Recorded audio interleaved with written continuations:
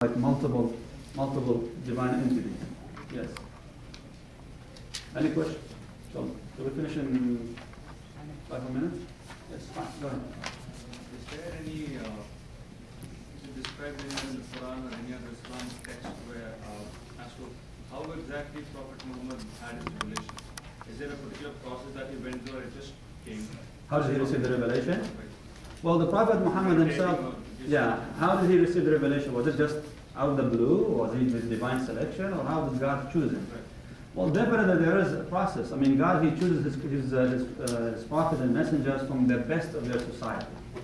And Muhammad himself was a divine selection. He chose them from the best of his society. In terms of his lineage, if you check his lineage, he goes back to a noble descent, noble society, noble tribe from his own people, highly respected. Even before he became a prophet, his quality and his character was unique.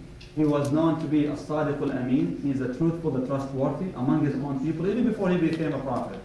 And even after he became a prophet, he remained a Sadiq al-Amin, because he still told the truth, regardless whether they agree with him or not in regard to the concept of religion. But they still trusted him as a man. So he was very well known among his people before he received the revelation. So when he received the revelation, he was in the cave looking, pondering the fact about creation and life, and he couldn't accept the way his people worship. He couldn't accept it. It didn't make any sense. And that's why he loved to go out away from the main congregation. He stays away, far away from them in his own cave until God chose the moment when he sent angel Jibreel or Gabriel to him with the first revelation.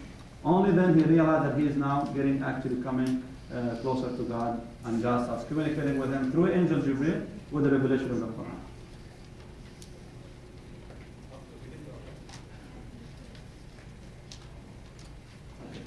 Last question?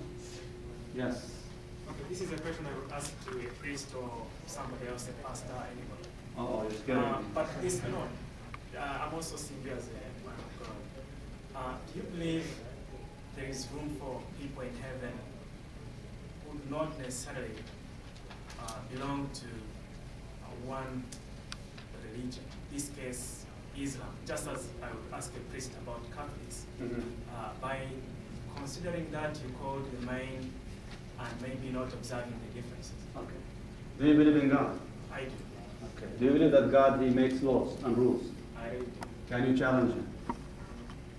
I'm not able to. If God told me so, how can I challenge him?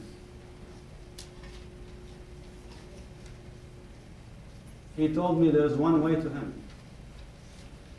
He told me that. He said, you cannot worship anyone else besides me and then expect me to reward you for it. So therefore, I'm so always worried about that. I need to worship him alone. God told me that there are so multiple paths around in the world, and you have to choose the right one. وَأَنَّ هَذَا صِرَاطِي مُسْتَقِيمًا فَاتَّبِعُوهُ. This is my straight path. Look for it and follow it. So just like a maze, you're living in a puzzle in this world. And that's why he created us. When we were born completely ignorant. The default in human creation is ignorance, not knowledge. He said, وَالَّذِي أَخْرَجَكُم مِّن بُطُونِ وَاللَّهُ أَخْرَجَكُم مِّن بُطُونِ أُمَّهَاتِكُم. It is Allah who brought you out from the wombs of your mother. لَا تَعْلَمُونَ شَيْئًا. Have no knowledge whatsoever. But to be fair with us, وَجَعَلَكُمُ السَّمْعَ وَالْأَبْصَارَ وَالْأَفْئِدَةَ. He provided you with instruments by which you live. Hearing, sight, and processor, the heart. You collect information, you process that, you have the intellect, you have your heart, you judge by this, and you follow.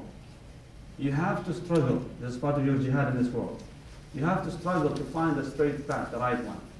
And if you believe that it's the right one, and you believe it's the word of God, whatever God says, I can challenge him. I mean, it's not going to be polite to go and tell people in their faces, you're going to hell. I'm not going to be doing that. And actually, it's the opposite. I will try my best to help them come to heaven. Now, when people die worshipping idols, now for me, they didn't die on the straight path.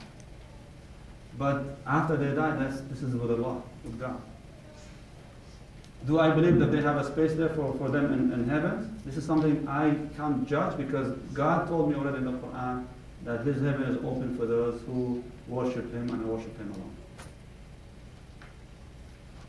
I hope I've been frank and honest with you.